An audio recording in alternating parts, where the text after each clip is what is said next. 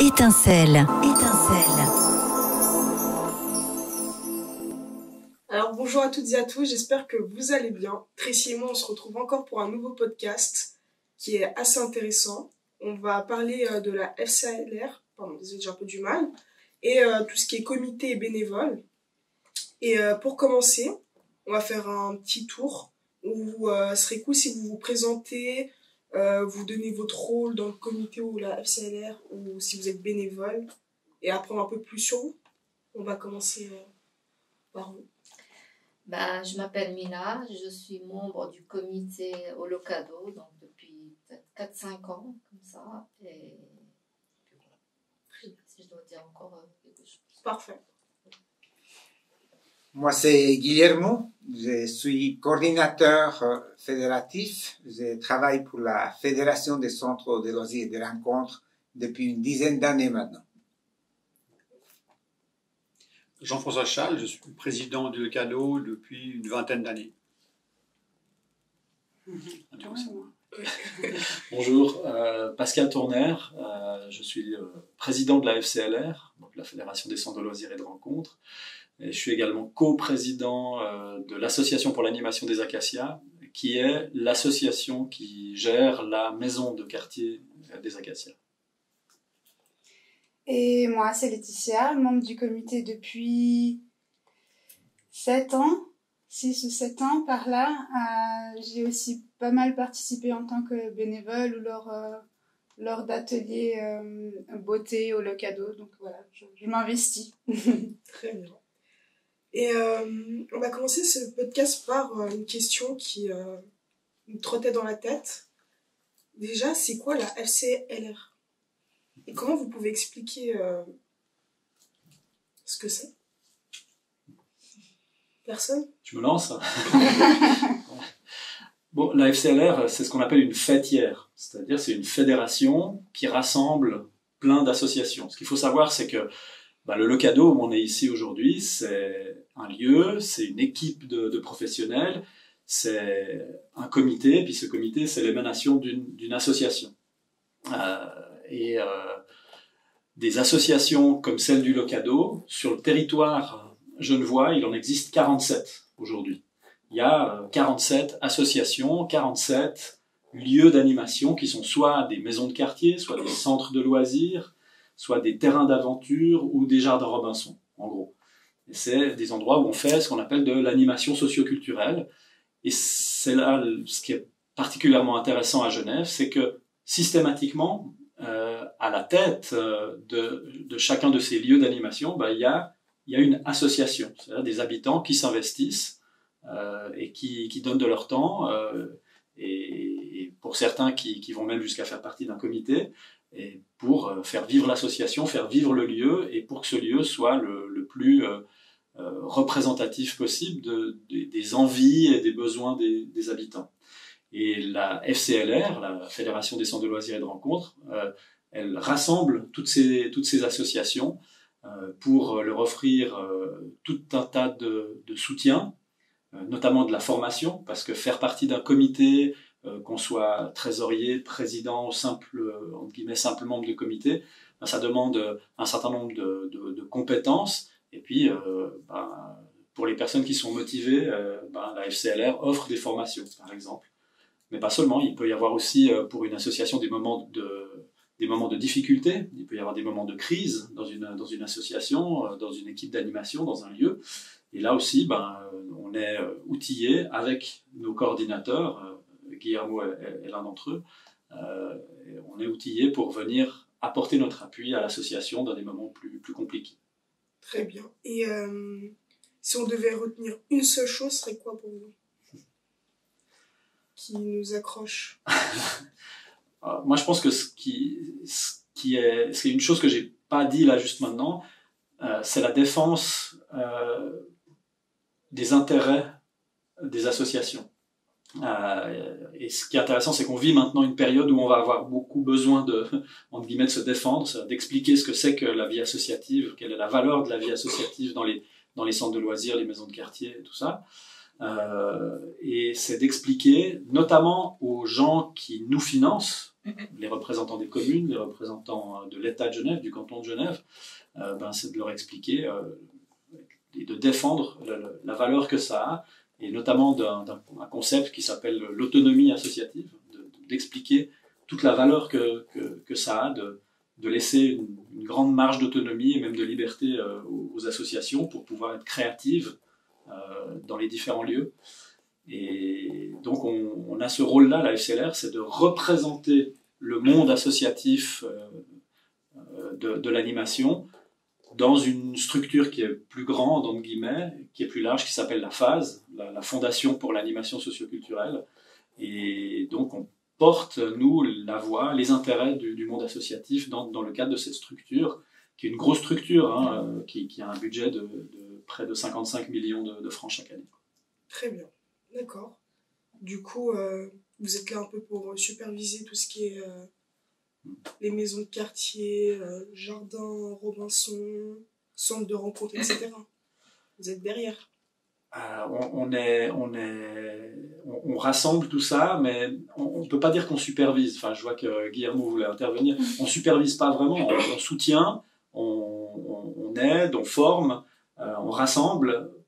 Superviser, c'est pas vraiment. On surveille pas. On surveille pas. On n'a pas vraiment d'autorité sur les associations. Enfin, je ne sais pas comment Guillermo voit ça. Mais... Oui, tout à fait. Mais c'est ça. Pascal disait la fédération, c'est une fêtière. Donc, une fédération. Donc, une fédération, elle fait trois choses principalement. Une fédération, c'est déjà réunir les membres autour d'une même identité. Ils sont-ils fait partie de la même chose. La deuxième fonction, c'est de soutenir et puis de générer de l'entraide entre les associations. Puis la troisième, c'est de représenter. Lorsqu'il faut aussi savoir, c'est qu'à Genève, l'animation elle est participative. Donc le rôle principal de la fédération, ça va être de veiller à ce que ça reste participatif. La possibilité que vous avez ici au Locado, y compris dans les activités, de participer, de donner votre point de vue, etc. Ça, c'est le cœur de l'animation. Et pour la fédération, c'est très important que cette possibilité de participation, elle reste ouverte. C'est pour ça que les habitants des quartiers, par exemple Yann, investi ici au comité, ils ont aussi la possibilité de venir au comité de la fédération, comme Pascal. Et puis quand on est au comité de la fédération, on peut se réunir au conseil de fondation de la phase, là où on prend les décisions pour l'ensemble. Okay. Donc il y a cette valeur qui est importante pour la fédération. On essaie de maintenir ouvert les schémas de participation pour les habitants du quartier. Très bien. Soutenir, réunir et représenter. Voilà. Les trois choses à retenir. Réunir, soutenir, représenter. D'accord. On va passer aussi au comité. Quel est votre rôle dans tout ça? Parce qu'on ne va pas vous cacher, comme par exemple si on fait partie d'une maison de quartier, des fois ça nous arrive d'entendre comme quoi il y a une réunion de comité, etc. Mais si on doit vous représenter la vision qu'on a, nous les jeunes du comité, c'est que vous vous réunissez, vous mangez des petits fours et vous buvez du champagne. Faites parler les gens. Je confirme. On n'est pas loin de la réalité. Du coup, voilà la vision qu'on a. Il serait cool de savoir ce que vous faites et nous expliquer un peu plus pour qu'on soit au courant, du coup. Tu veux prendre la parole? Vas-y. Moi, je vais te répondre par le rôle dans lequel je me sens au sein du comité. Déjà, je suis plan-léoitienne, c'est comme ça qu'on dit? Ouais. Plan-léoitienne de naissance. Donc, pour moi, c'était important de m'investir dans quelque chose qui ait du sens et qui prépare l'avenir de la commune. En fait, vous êtes notre avenir. Si on a des jeunes qui sont bien dans leur tête et qui ont été soutenus dans leur projet, dans le chemin de vie jusqu'à l'âge adulte, ça va faire des bons adultes. Et je pense que mon rôle au sein du comité, au sein de la maison de quartier, il est là. De soutenir et d'être là bénévolement. Je donne de mon temps, mais pour moi c'est la bonne cause parce qu'on prépare l'avenir. Ok, c'est très beau. Ouais. Et vous? Ben, moi, je rejoins ce que vient de dire Laetitia. Moi aussi, je me suis investie dans ce comité à l'époque où ma fille fréquentait ici, ma fille que vous connaissez. Donc, quand elle était jeune, elle a commencé à fréquenter le Locado que je ne connaissais pas auparavant, j'avoue. Je connaissais de vue, mais je ne connaissais pas les personnes et tout ça. Et puis, à partir de ce moment-là qu'elle a commencé à fréquenter, elle avait du plaisir à venir et tout ça, je me suis dit, voilà, j'ai voulu me rendre utile. C'est vrai que je faisais du bénévolat ailleurs avant. Et je me suis dit, pourquoi pas m'investir aussi là, parce que ma fille, elle en profite en fait, parce que tout est gratuit, tout est à disposition, les sorties, les goûters, les camps avec une participation minime et tout ça. Et donc, j'avais du temps disponible. Je me suis dit, je vais m'investir dans cette association qui est de but social, j'ai envie de dire. Et puis voilà, j'ai du plaisir à venir au comité. J'essaie vraiment d'être toujours présente au comité une fois par mois. Et voilà, en tant que citoyenne, comme elle dit Laetitia de Plan-les-Ouates, où j'y habite depuis très longtemps, ma fille elle est née ici et tout. Donc, voilà, ça me tient à cœur de faire partie des gens qui... Ce que j'admire, c'est tous ces gens-là qui font partie du comité, et particulièrement Jean, qui est vraiment très investi là-dedans, qui ne compte pas ses heures, qui défend vraiment cœur et âme. Le personnel du Locado, vraiment, il bataille en fait, il milite et il consacre beaucoup de temps. Et ça, je trouve vraiment... courageux et admirable de son côté. Donc, moi, c'est normal, ça me paraît normal de faire partie de quelque chose qui anime et qui aide les jeunes à s'orienter. Parce que, voilà. Ça c'est bien, mais je crois que plus généralement, effectivement, le rôle du comité, c'est à travers ce que vous venez de dire, de s'investir pour la jeunesse. Le rôle du comité, il va un petit peu plus loin, dans le sens qu'on est en fait l'employeur au quotidien. Ça veut dire qu'on ne va pas gérer les employés tous les jours, mais on est responsable de leur fonctionnement. On est responsable surtout à travers notre projet institutionnel de gérer des activités qui soient en fait en accord avec ce projet institutionnel qui a été visé en fait par les gens qui nous subventionnent, en général la commune. Donc, dans ce cadre-là, en fait, on doit aussi veiller que les animations proposées par les animatrices et les animateurs restent dans ce cadre-là. Et c'est aussi notre pain quotidien des comités, c'est de se réunir et qui nous proposent en fait des animations. Si pour nous on est dans le cadre en fait de la charte et de notre projet institutionnel, on est dans le cadre de notre budget. Parce qu'au nerf de la guerre, c'est le budget. On a un budget de fonctionnement qui nous est donné par la commune. Donc, on doit rester dans ce budget, on doit rester dans le cadre de notre projet institutionnel. À partir de là, tout est ouvert. C'est l'avantage d'une association, c'est-à-dire qu'on est hyper réactif. Si les jeunes ont eu un envie, un besoin, et les animateurs, ils mettent le doigt sur quelque chose de particulier qu'il faudrait mettre en place, en une semaine, 15 jours, cette action, elle peut être mise en place si elle reste dans le cadre financier et notre projet institutionnel. Donc c'est au niveau réactivité, je pense qu'on ne peut pas faire mieux que le système associatif. Et c'est important pour un centre.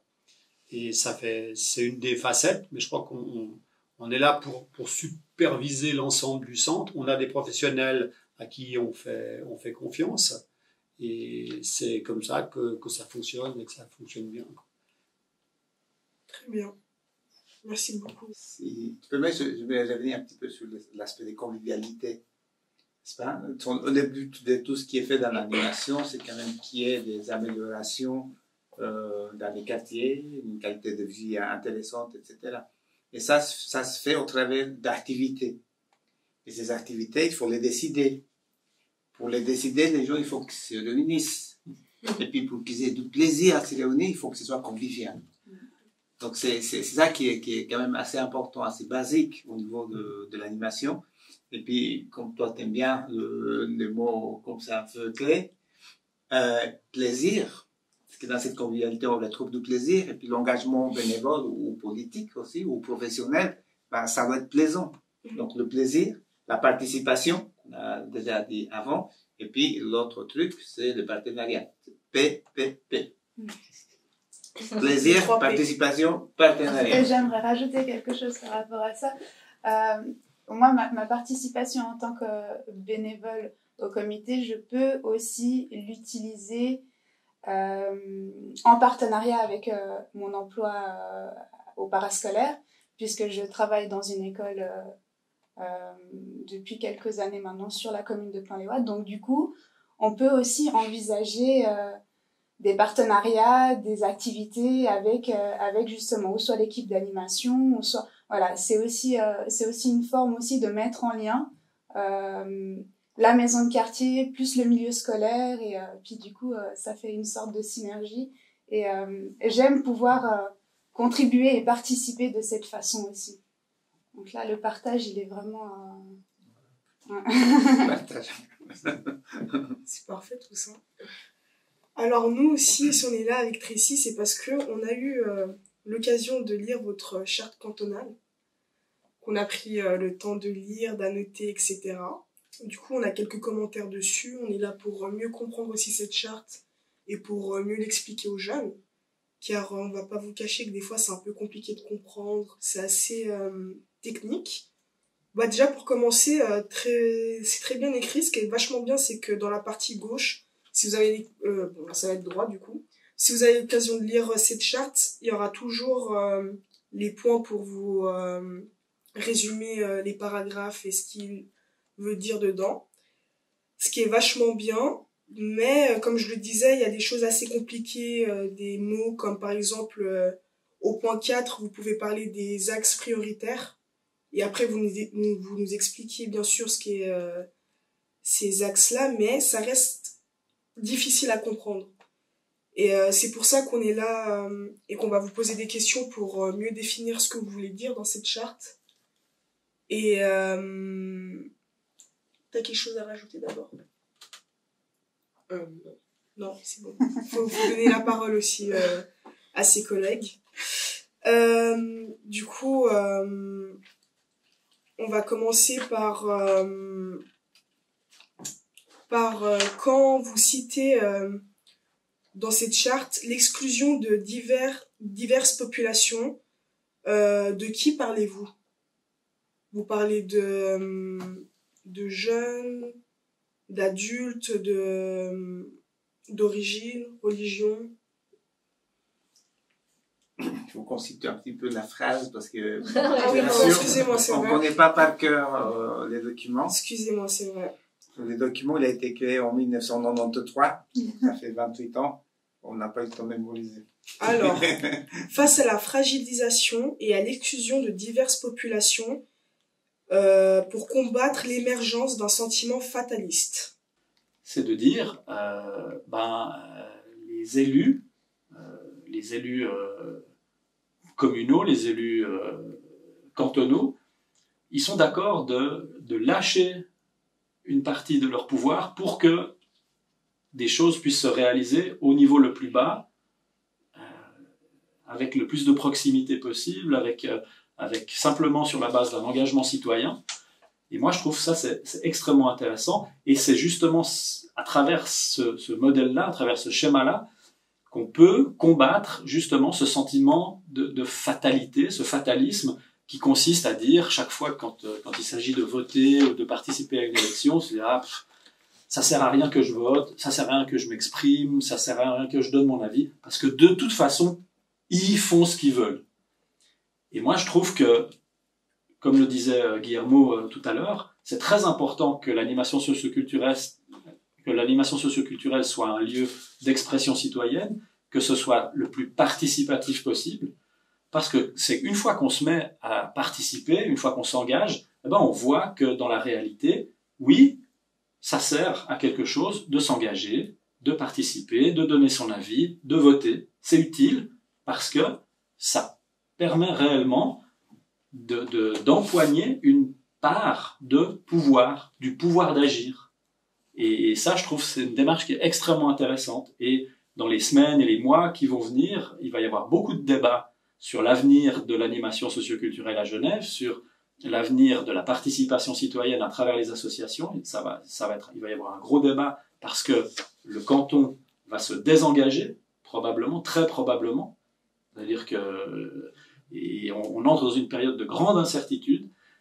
Mais pour nous, l'essentiel, même si le canton se désengage de tout ce système, de la Fondation pour l'animation socioculturelle, le plus important pour nous, c'est que cette participation, cet engagement citoyen reste le socle de l'animation, parce que c'est là qu'on donne du pouvoir aux habitants, et que c'est là que la notion de démocratie, elle devient vraiment vivante, et on peut vraiment l'expérimenter nous-mêmes sur le terrain. J'ai entre guillemets problématique que beaucoup de jeunes fréquentent ces fameux centres et n'arrivent pas à s'intéresser à ce que c'est, par exemple, le comité, la FCALR. Comment vous pouvez changer tout ça? Par exemple, comme maintenant, quand vous nous expliquez tout ça, vous avez un discours assez, on va dire, très poussé, politique un peu. Et est-ce que vous avez déjà songé, soit au niveau du comité ou la FCALR, essayer d'intéresser les jeunes? Alors, moi j'ai une réponse parce qu'elle concerne les acacias. Je sais que il y a une quinzaine d'années, un peu plus, on a eu, entre l'équipe et le comité de la maison de quartier des acacias, on a eu un travail qui a été fait justement au niveau de travailler avec les jeunes, et des fois avec les plus jeunes, avec les enfants, sur ce genre de réflexion-là. Et avec comme objectif de renouveler le comité, d'avoir des membres assez jeunes au comité. Aujourd'hui, au comité de la maison de quartier des acacias, enfin de l'association pour l'animation des acacias, on a des gens assez jeunes aussi, qui ont... c'est arrivé ces dernières années que des gens rentrent au comité alors qu'ils avaient tout juste 20 ans. Et ils y sont encore. Donc, si on fait ce travail-là, ça fonctionne. Mais il faut avoir un travail de fond qui démarre. Et je pense que Guillermo était à la maison de quartier des Acacias à l'époque où on a travaillé là-dessus. Et lui-même spécifiquement, il a travaillé sur des histoires de philosophie avec les enfants, etc. Et je pense que c'est pas un hasard si on a tout ce travail qui a été fait sur le terrain avec les plus jeunes, avec les ados aussi. C'est pas un hasard pour moi si aux Acacias ça débouche maintenant sur un renouvellement régulier du comité par des gens assez jeunes. Pas seulement, il y a aussi des retraités qui rentrent au comité dernièrement, mais on a vraiment, mais c'est le résultat de quelque chose qui se fait sur plusieurs années, ça. D'accord. Et ça demande beaucoup de travail. Après, il faut prioriser. Hein. Moi, je peux vous dire ce qu'on a fait aux Acacias, voilà, que je trouve super. Mais je ne vais pas dire que chaque maison de quartier, chaque centre de loisirs devrait faire la même chose, parce qu'on a tous des moyens différents, des équipes différentes. Aux Acacias, on a 7 animateurs et animatrices qui travaillent. Ce n'est pas le cas pour tout le monde. Donc après, il faut mettre en balance les moyens qu'on a à disposition, les priorités qu'on a, les axes prioritaires qu'on veut poursuivre, les projets. Ce n'est pas forcément évident. Je pense que Guillermo se souvient assez bien de tout ce que je raconte. Oui, différentes choses. C'est le travail aussi des collègues animateurs sur le terrain qui va marquer la vie des jeunes qui passent par les centres. Puis ça va marquer à tel point qu'on commence à retrouver de plus en plus d'anciens jeunes qui deviennent moniteurs ou animateurs, qui croient en ce métier parce qu'ils ont vu les bénéfices.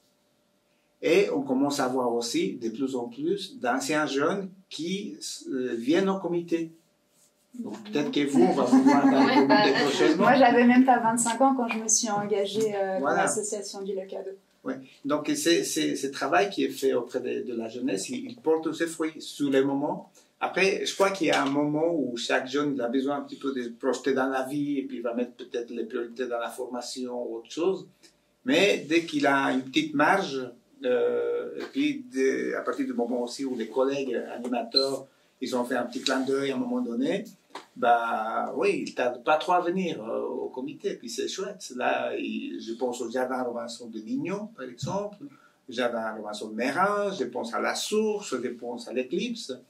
Ceux qui sont en manette aujourd'hui au comité, c'est des jeunes qui ont passé par là, qui sont attachés parce qu'ils savent qu'est-ce que ça leur a apporté dans leur vie. Donc, cette inclusion, associer les jeunes à la prise de décision, aux discussions, aux réflexions. Donc, du coup, bon, voilà, ça paye. Hein. Ça paye. Je crois que c'est pas facile non plus quand nous, on veut bien venir un jour en accueil libre, prendre un accueil libre pour expliquer aux jeunes que c'est le comité et tout. Voilà, je suis pas sûr que ça les intéresse bien longtemps. Je crois que c'est surtout le travail des animateurs qui, eux, mettent quand même un petit peu en relation le comité. On voit, nous, quand on passe, ils disent « Ah, c'est le président. Ah, ouais, bon, voilà, donc c'est le président. » Mais voilà, je crois que le but pour les jeunes ici, c'est de prendre un maximum de plaisir, d'aller de l'avant. Je crois que les animateurs font ce travail des explications et on voit que ça fonctionne. Notre animateur preneur de son, c'était un de nos jeunes de l'époque. Donc on voit que ça prend. On essaie effectivement d'avoir des jeunes qui vont venir moniteurs, peut-être après animateurs. Et on fait ce travail-là. C'est vrai que c'est pas un travail qu'on va tous les jours aller venir dire coucou, c'est moi le président, les gars. Votez pour moi. Votez pour moi. Je crois que voilà, c'est bien qu'ils aient une notion. S'ils l'ont plus fort, tant mieux. Mais c'est pas notre priorité en fait d'aller un petit peu leur casser les pieds avec notre fonctionnement. Je crois qu'ils l'entendent, s'ils le comprennent effectivement, on voit que c'est pas si simple que ça. Mais c'est pas tout à fait simple pour nous. Quelqu'un du comité qui rentre et puis qui va lire effectivement la charte et tout, ne comprend pas tout de suite d'emblée. Hein. C'est un long travail. Peut-être pour revenir à la charte, je pense que quand il y a eu ces quelques mots au début pour parler d'exclusion, etc., on pensait quand même pas mal aux jeunes. Okay. Parce qu'il y avait des jeunes qui étaient un peu en marge. Je dis, c'est le démarrage de toute cette histoire, c'est la convivialité, c'est se réunir. Mais tu te réunis avec ceux qui sont là. Puis s'il y en a qui ne sont pas là, donc voilà, ils sont exclus de cette possibilité. Et puis comment on fait pour aller au contact, pour créer des liens avec eux, c'est aussi l'une des bases du travail d'animation. Donc, ouais, inclure tout le monde, réunir tout le monde. Okay. Et c'est pas tout le temps évident, mais voilà. C'est vrai qu'à la base du texte, on était au point fort de l'immigration, hein, même de l'immigration liée avec des jeunes qui avaient connu la guerre. Il y avait une frange qui était exclue, en fait. C'était aussi dans cette lumière-là, de dire de ne pas laisser ces jeunes à livrer à eux-mêmes. Et donc nous, ici, on a eu des années hyper difficiles aussi, liées à cette confrontation-là. On n'a jamais exclu. Je veux dire, nous, la fermeture, exclusion, au revoir, on ne veut plus te voir, on n'a jamais pratiqué ça. Donc c'était vraiment peut-être dans ce sens-là de l'époque. D'accord. Alors j'ai 2 questions pour aussi rebondir sur ce qu'on a dit un peu plus tôt. Déjà, pourquoi était-ce important de partager cette charte à tous les centres et d'assurer une cohésion? Et la deuxième question, quelles sont les difficultés, s'il y en a, que vous rencontrez à suivre la charte comme texte de référence? Moi, j'étais pas là en 93. J'étais pas né, entre guillemets. J'ai commencé dans l'animation, c'était en 98. Mais ce que je sais, c'est que effectivement, c'était très important d'avoir quelque chose qui soit rassembleur. Ce qu'il faut savoir, c'est qu'en 1993, la FASE, la Fondation pour l'animation socioculturelle qu'on connaît aujourd'hui, elle n'existait pas encore. Elle a été créée justement en 98. Et en 93, ce qui existait, c'était une coordination qui rassemblait l'ensemble des acteurs de l'animation socioculturelle, mais avec beaucoup moins d'acteurs que ce qu'on a aujourd'hui. Il n'y avait pas 47 associations et 47 centres de loisirs, maisons de quartier, etc. Et il y en avait une trentaine, je crois, à l'époque. Je ne sais pas si tu... 23, je crois. 23 même, voilà. Donc il y avait moitié moins de lieux. Donc c'est quelque chose qui s'est, sur ces 30 dernières années, énormément développé à Genève. Et déjà à ce moment-là, alors qu'il y avait en guillemets que 23, il y avait une grande diversité déjà à ce moment-là. Vous aviez des maisons de quartier en milieu urbain, il y avait des jardins Robinson qui étaient plutôt plus à la campagne ou dans des communes suburbaines, il y avait des lieux d'animation qui étaient complètement à la campagne, comme par exemple à Abuzy. Et ça, et puis il y avait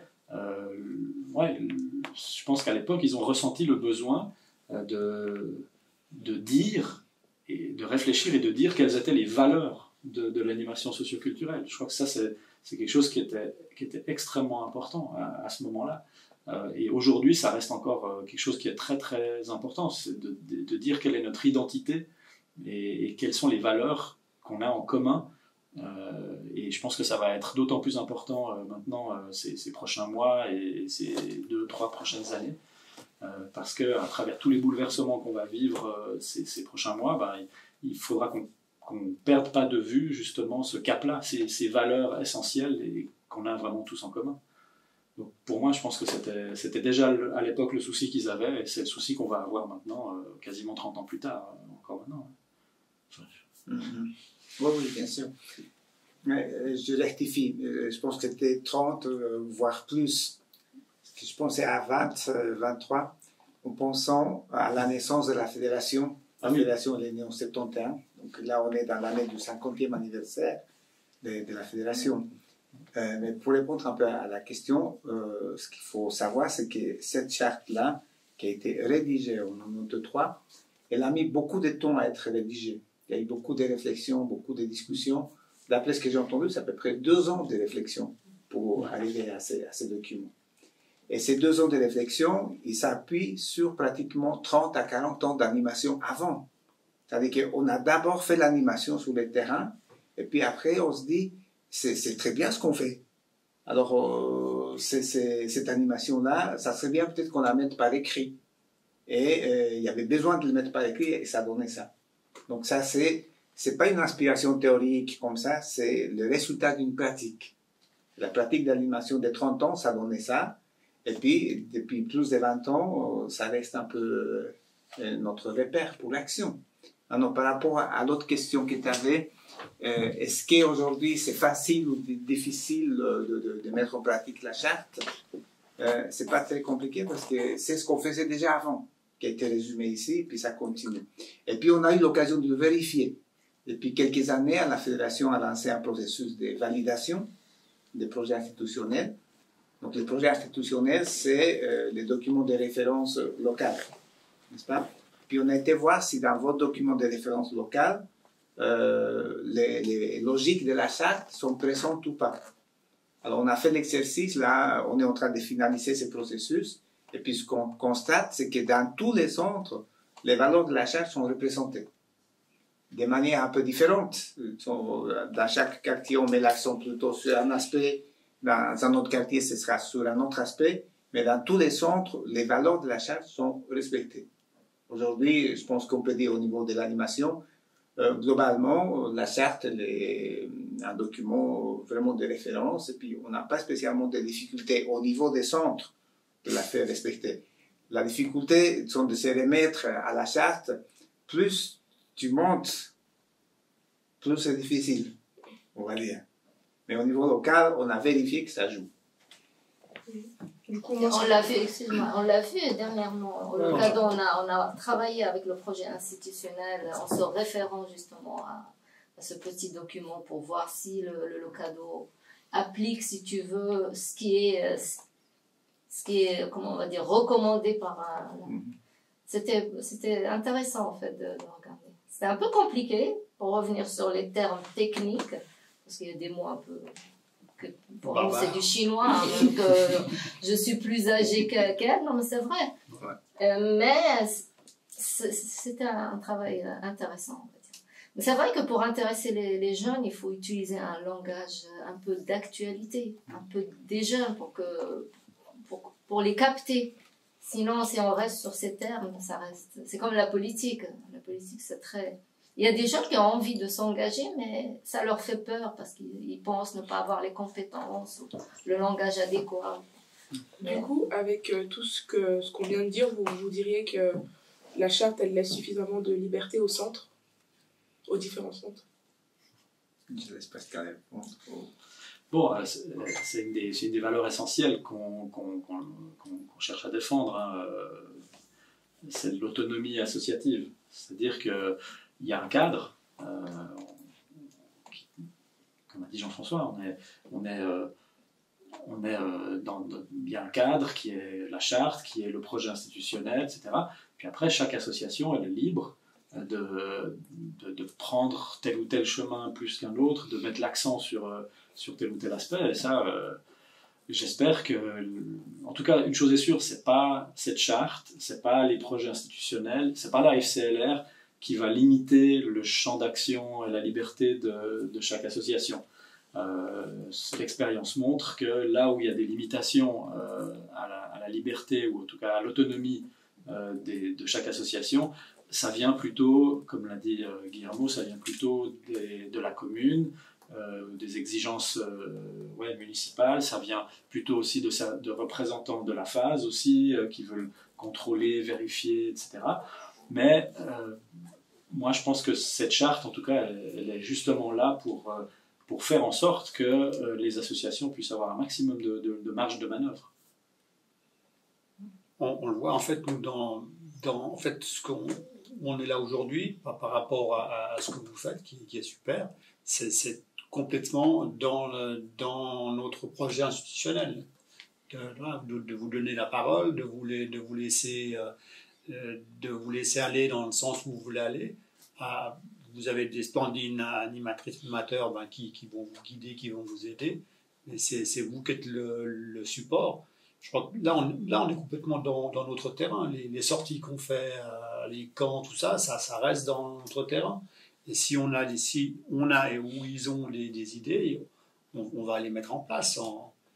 On n'ira pas visiter une fumerie d'opium, tu vois. Ça serait pas dans notre... mais tout ce qui est intelligent et qui peut vous faire plaisir et vous faire grandir, on est complètement preneur. Donc c'est ça l'autonomie, en fait, hein, d'aller dans les actions qui leur semblent, qui nous semblent utiles. C'est très important comme question.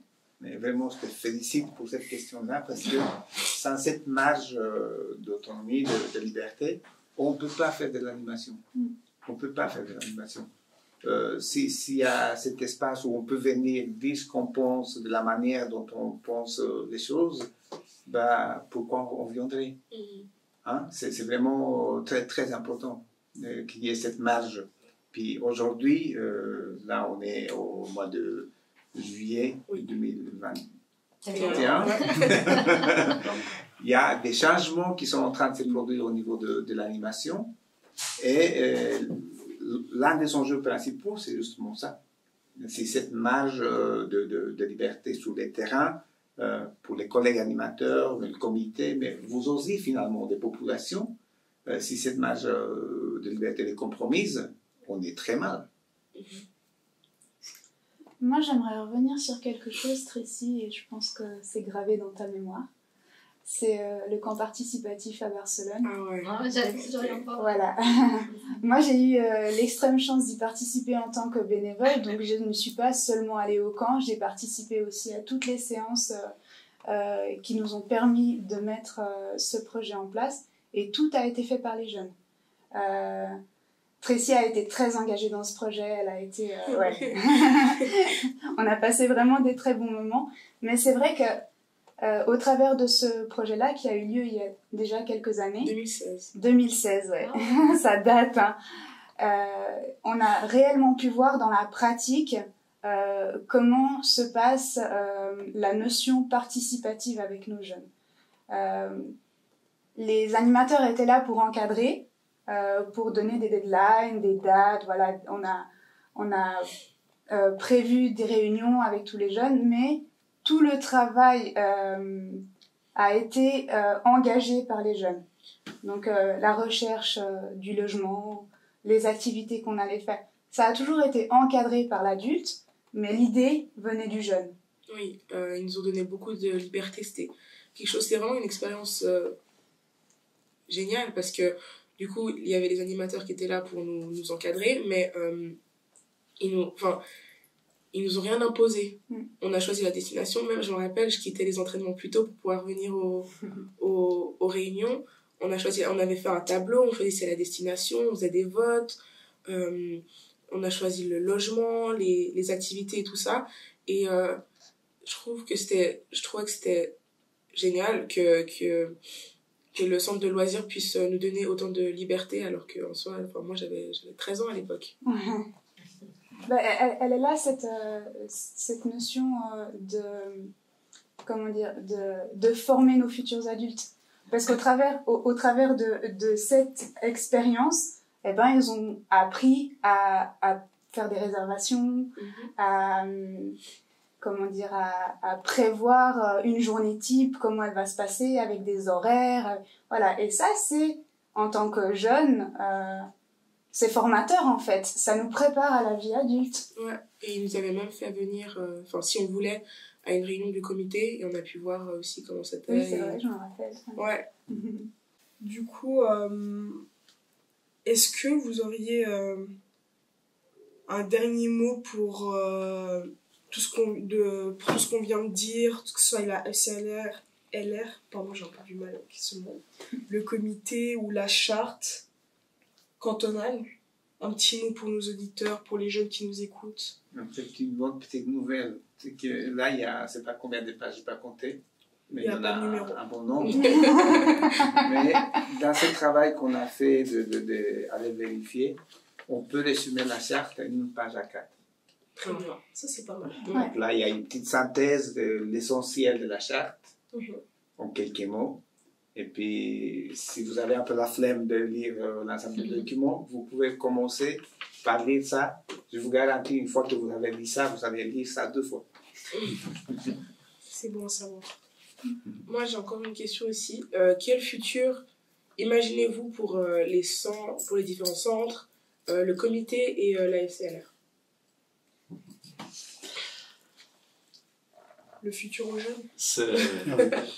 C'est une question qui est, en ce moment même, elle est particulière, hein, parce que comme je l'ai dit, on va vers une période de grande incertitude, mais tout ce que j'ai vécu à travers l'animation en général, hein, que ce soit en tant que simple habitant de quartier, que ce soit en tant que membre de comité de la maison de quartier des Acacias, ou que ce soit à la FCLR, c'est toutes des expériences qui me conduisent à être très optimiste, mais plutôt très optimiste.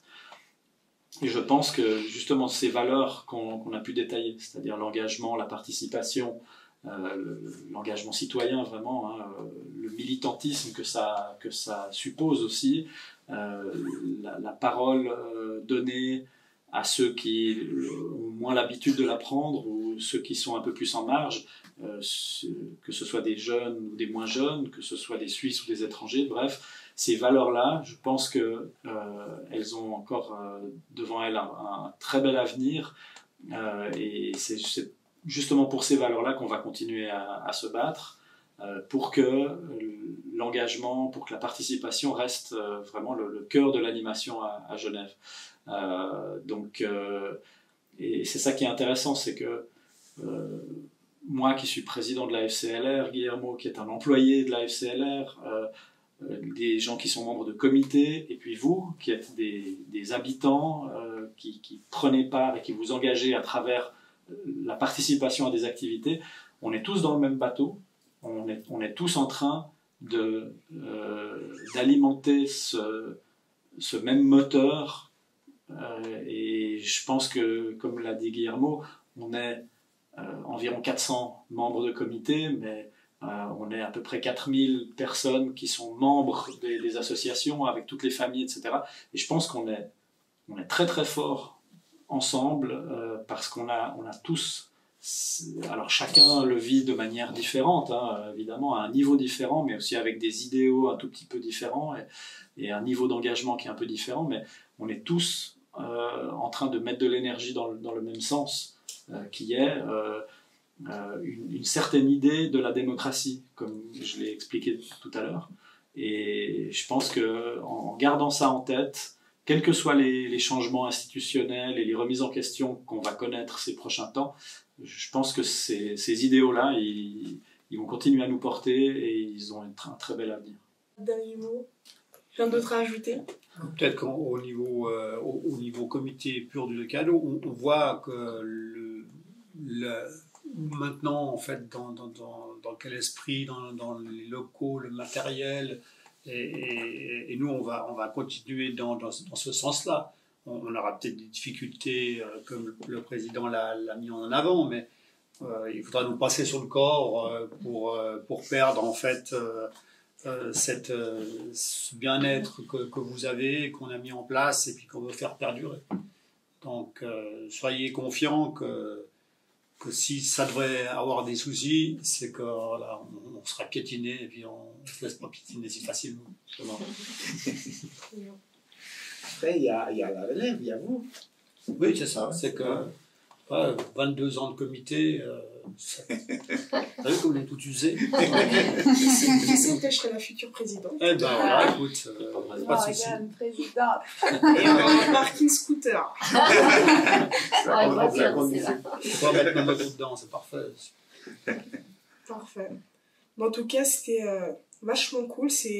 Merci déjà d'être venu, Avec plaisir. d'avoir donné vos expériences, nous avoir expliqué un peu plus tout ce qui était FCLR et le comité, ce que vous faites pour nous aussi, hein, quand même, hein, parce que vous êtes beaucoup là pour aider les jeunes. Ouais, je pense qu'on s'en rend pas compte, mais en fait, après, aujourd'hui, je comprends vraiment qu'il y a beaucoup de travail derrière pour qu'on puisse avoir des accueils ici, des activités et tout ça. Exactement, moi aussi je le pensais pas, je pensais que c'était plutôt, on va dire entre guillemets facile, mais pas du tout. Et c'est quand même incroyable le travail qu'il y a derrière, et on vous remercie. J'ai plus le cliché du champagne et des titres. Et merci aussi de nous avoir écoutés pour ce podcast. On espère vous revoir pour les prochains. N'hésitez pas à liker et à commenter. Et à bientôt alors. Et aussi, posez-nous des questions si vous en avez plus. Exactement. On reviendra et on y répondra. Parfait. Merci. Au revoir. Étincelle.